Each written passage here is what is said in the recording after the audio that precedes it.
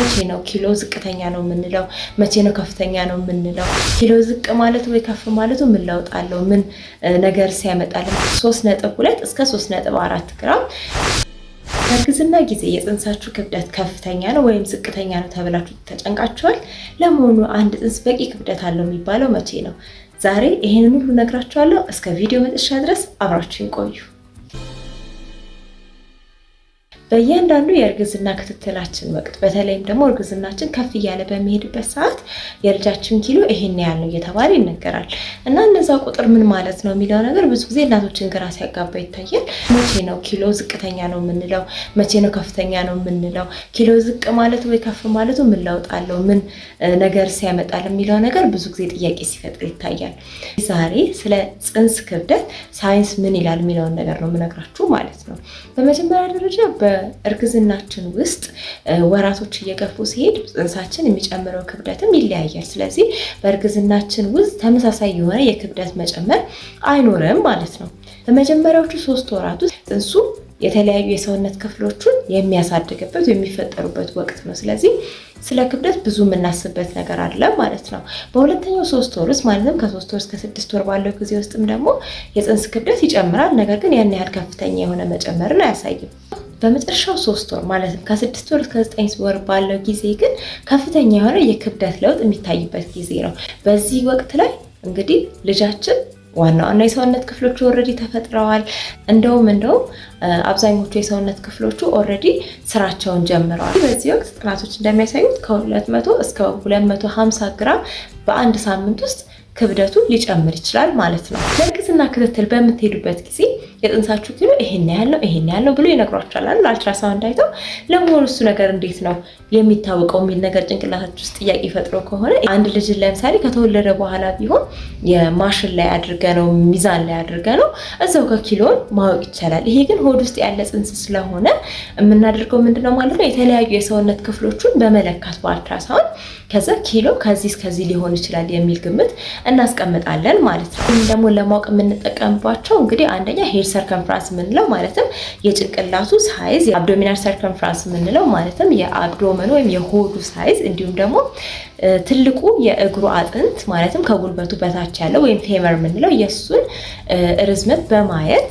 እነዚህን የሶስቱን የሚሰጠን ሜዠርመንት ያው አቬሬጅ አድርጎ እዛው ካልኩሌሽን አለው ካልኩሌት ያደረገውና ባለሙያው ይሄን ያህል ነው ብሎ ይነግራቸዋል ማለት ነው። ነገር ግን እዚህ ጋር ደግሞ ማስታወስ ያለባችሁ ነገር ባለሙያዎች የሚነግሯችሁ ኪሎ ከ10 እስከ 15% ልዩነት ሊኖረው ይችላል ከትክክለኛው ኪሎ ማለት ነው። ያ ማለት እንግዲህ አንድ በአልትራሳውንድ 3 ኪሎ ግራም ሆኗል ልጅሽ ተብሎ የተነገራት እናት ጽንሱ ግን ሲወለድ ከ2.6 ኪሎ እስከ 3.4 ኪሎ ሊሆን ይችላል ማለት ነው። ስለዚህ አልትራሳውንድ ከሚነገራችሁ ኪሎ ከ10 እስከ 15% ቀንሶም ሊነግራችሁ ይችላል፣ ጨምሮም ሊነግራችሁ ይችላል ማለት ነው። ምክንያቱም በቀጥታ ኪሎውን ለክተን ሳይሆን በሌሎች አቋራጮች ተጠቅመን ስለሆነ ክብደቱን የምናውቀው ማለት ነው። ስለዚህ እንደዛ ስለሆነ ይህንን ሁሌም ግምት ውስጥ ማስገባት ያስፈልጋል ማለት ነው። በዓለም ጤና ድርጅት እርዳታ የወጣው ስኬል በሬንጅ ነው የሚያስቀምጠው ማለትም ከዚህ እስከዚህ ድረስ በሚል ነው የሚያስቀምጠው። አንድ የ28 ሳምንት ወይም ደግሞ የ7 ወር ጽንስ ከ1.1 ኪሎ ግራም እስከ 1.3 ኪሎ ግራም ሊመዝን ይችላል። የዛኑ ያህል ደግሞ አንድ 40 ሳምንት የሞላው ማለትም 9 ወር ከ10 ቀን የሞላውና የተወለደ ልጅ ከ3.2 እስከ 3.4 ግራም ሊመዝን ይችላል ብሎ ያስቀምጣል ማለት ነው። ይህ ማለት ግን ከዚህ በታች ቢሆን ወይም ደግሞ ከዚህ በላይ ቢሆን ይሄ ልጅ ኮምፕሊትሊ ጤናማ ያልሆነ ኪሎ ነው ያለው ብለን አናስቀምጥም። ለምን መሰላችሁ? አንድ ትንሽዬ የምንለው ማለትም 2.6 ኪሎ። በነገራችን ላይ እኔ ልጆቼ ትንንሽ ነበሩ ስወልድና የመጀመሪያ ልጅ ለምሳሌ 2.8 ኪሎ ግራም ነበረ ወንድ ልጅ፣ ከዛ ደግሞ ሴቷ ልጅ 2.6 ኪሎ ግራም ነበረች። ግን እነዚህ ልጆች ኪሎቸው ዝቅተኛ ቢሆንም አንድ 3.5 4 ኪሎ ከሆነ ልጅ ወይም ደግሞ 3 ኪሎ ከሆነ ልጅ ያነሰ ጤንነት ላይ አሉ ማለት አይደለም። ምክንያቱም ክብደት ላይ የተለያዩ ነገሮች አብረው እንደ ፋክተር ይቀመጣሉ። አንድ ልጅ የሆነ ያህል ክብደት ሊኖረው የሚችለው እንግዲህ በልጁ ለምሳሌ በቂ የሆነ ኒውትሪየንት ወይም በቂ የሆነ ነገርን በማግኘቱ ወይም ባለማግኘቱ ብቻ ሳይሆን ጄኔቲክስ የምንለው ወይም ተፈጥሮ፣ በተለይ የእናትና የአባት ተፈጥሮ በጣም የልጁ ሰውነት ላይ ኢፌክት እንዳለው የሚያሳዩ ጥናቶች አሉ። ስለዚህ እንደኔ ቀጠን ያሉ አነስ ያሉ እናቶች፣ አባቶች ልጆቻቸውም እንደነሱ ቀጠን ያሉ የመሆን እድላቸው ከፍተኛ ነው ማለት ነው። በአንጻሩ ደግሞ ረጃጅም እንዲሁም ደግሞ ኪሏቸው ጨመር ያሉ እናቶችና አባቶች ደግሞ በተመሳሳይ የፋፉ ተለቅ ያሉ ልጆችን ሊወልዱ ይችላሉ ማለት ነው። ስለዚህ ይሄ ደግሞ የተፈጥሮ ነገር ነው። አንዳንዴ ደግሞ ቀጠን ያሉ እናቶች ሆነውም ደግሞ ከፍ ያለ ኪሎ ያላቸው ልጆችም ሊወለዱ ይችላሉ። ስለዚህ ይሄን ነገር በደንብ ሳይንስ አጥንቶ የጠራ ነገር የደረሰበት ነገር አይደለም። ነገር ግን በዋነኝነት የአንድን ጽንስ ኪሎ ማወቅ የምንፈልግበት ምክንያት ጤናማ ነው ወይስ አይደለም የሚለውን ለመለየት ነው።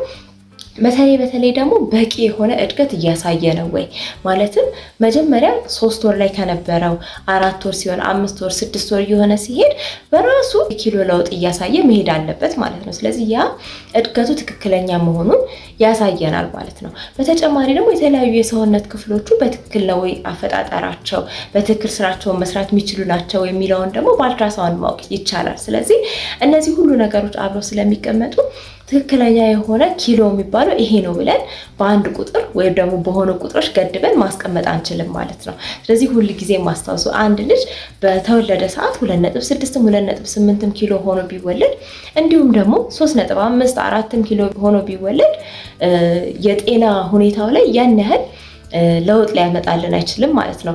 አንድ 2.6 የሆነ ልጅ እንደው ከዛኛው የበለጠ ጤናማ ሊሆን ይችላል፣ ወይም ደግሞ 4 ኪሎ የሆነውም ደግሞ ከሌሎቹ የተሻለ ጤናማ ሊሆን ይችላል ማለት ነው። እና ኪሎ ጽንስ እያደገ መሆኑን ለማየት የምንጠቀምበት ነው እንጂ ብቻውን ጽንሱ ጤናማ ነው ወይም አይደለም የሚለውን ለመወሰን የሚረዳን መንገድ አይደለም ማለት ነው።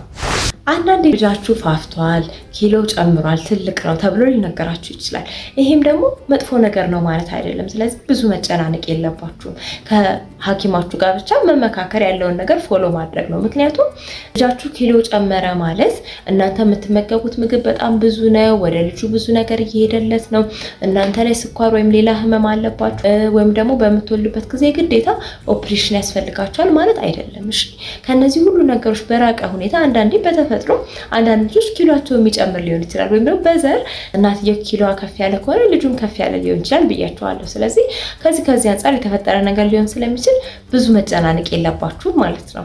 ከዚህ በተቃራኒ ግን ለምሳሌ የእንሽርት ውሃው ከመጠን ያለፈ ከሆነ ወይም ከበቂ በላይ ከሆነ ያለው እንቅስቃሴው በደንብ የማይሰማ ከሆነ እንግዲህ ልጁ የሚሄደው የደም መጠን በቂ ካልሆነ እዛ ጋር ችግሮች ካሉ ግን እነዚህ ሁሉ የሕክምና እርዳታ የሚፈልጉ ነገሮች ናቸው ማለት ነው።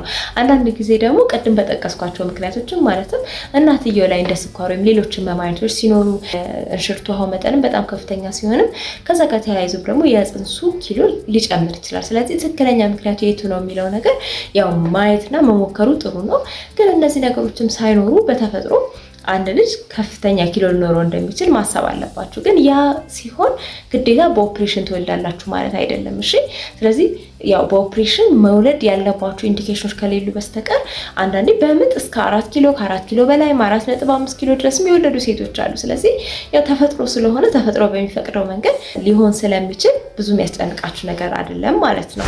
የጽንሴ ኪሎ ትንሽ ነው ተባልኩኝና መፍራት አለብኝ የሚለውን ነገር ደግሞ አሁን እንመልከት። ቅድም እንደተናገርኩት ሁሉም ኪሎአቸው ትንሽ የሆኑ ህፃናት በሙሉ የሆነ ችግር ገጥሟቸዋል ወይ እድገታቸው ላይ ችግር አለ ማለት አይደለም። ትንንሽ ሆነው እንኳን አንደኛ እድገታቸው እንዳልኳችሁ ጊዜውን ጠብቆ በትንንሽም ቢሆን ኪሎ እየጨመረ የሚሄድ ከሆነ የእንሽርት ውሃ ወይም አምኒዮቲክ ፍሉድ የምንለው የእሱ መጠን ኖርማል ወይም ደግሞ የሚጠበቀውን አይነት ከሆነ ጽንሱ በደንብ የሚንቀሳቀስ ከሆነ ጤናማ የሆነ እንቅስቃሴ ካለው በአልትራሳውንድ በሚታይበት ጊዜ ወደ እንግዲህ ልጁ በቂ የሆነ የሚያልፍ ከሆነ እነዚህ ነገሮች ካሉ የሚያሰጋ ነገር የለም ማለት ነው አይደለም። ከዚህ በተቃራኒ ግን የጽንሱ እድሜ ከፍ እያለ በሄደ ቁጥር ኪሎ የማይጨምር ከሆነ እንቅስቃሴው የሚቀንስ ወይም የሚጠፋ ከሆነ እንዲሁም ደግሞ የእንሽርት ውሃው መጠኑ የሚቀንስ ከሆነ እነዚህ ነገሮች አስጊ ምልክቶች ሊሆኑ ይችላሉ ማለት ነው። በተለይ ደግሞ ወደ እንግዲህ ልጁ የሚሄደው የደም መጠን አናሳ ከሆነ ወይም ደግሞ እዛ ጋር ችግሮች ካሉ ይሄ ሁሉ ጽንሱ ጤናማ የሆነ ሁኔታ ላይ እንዳልሆነ የሚያሳዩ ምልክቶች ናቸው ማለት ነው። ስለዚህ የጽንሳችሁ ኪሎ ከፍተኛ ነውም ተባለ ዝቅተኛም ነውም ተባለ ሊያሳስባችሁ የሚገባው አንደኛ የጽንሳችሁ እንቅስቃሴ የሚቆም ከሆነ ወይም ደግሞ የሚቀንስ ከሆነ፣ ማንኛውም አይነት ፈሳሽ የሚፈሳችሁ ከሆነ ደምን ጨምሮ ማለት ነው። ከዛ ውጭ ደግሞ አደገኛ የእርግዝና ምልክቶች የምንላቸው ለምሳሌ ራስ ምታት፣ ብዥ ማለት፣ ማዞር፣ ደረት አካባቢ ከፍተኛ የሆነ ህመም መሰማት፣ ፊት ማበጥ፣ ማንኛውም ፈሳሽ ያልኳችሁ ከማህፀን ከጤናማ ፈሳሽ ውጭ የሆነ ነገር ጠቅላላ ማለት ነው። ሽታ ያለውን ፈሳሽ ካላችሁ እነዚህ ነገሮች ካሉ ነው ሊያሳስባችሁ ነው ወደ ጤና ባለሙያ ጋር መሄድ ያለባችሁ ማለት ነው እንጂ የልጃችሁ ኪሎ በራሱ ብቻውን ልጃችሁ እርግዝናችሁ ጤናማ ነው ወይስ አይደለም የሚለውን ነገር አይነግረንም ማለት ነው። ዛሬ እንግዲህ በዚህ ዙሪያ ያዘጋጀሁላችሁ ቪዲዮ ይህን ይመስል ነበር። ምናልባት የረሳሁት ነገር ካለ ለተለመደው ኮሜንት ላይ ያስቀምጡልኝ። እንግዲህ ዛሬ እስካሁን ድረስ ሰብስክራይብ ካላደረጋችሁ ሰብስክራይብ አድርጉ። ላይክ እና ሼር እያደረጋችሁ ለጓደኞቻችሁ ለቤተሰቦቻችሁ ላኩላቸው፣ አድርሱላቸው።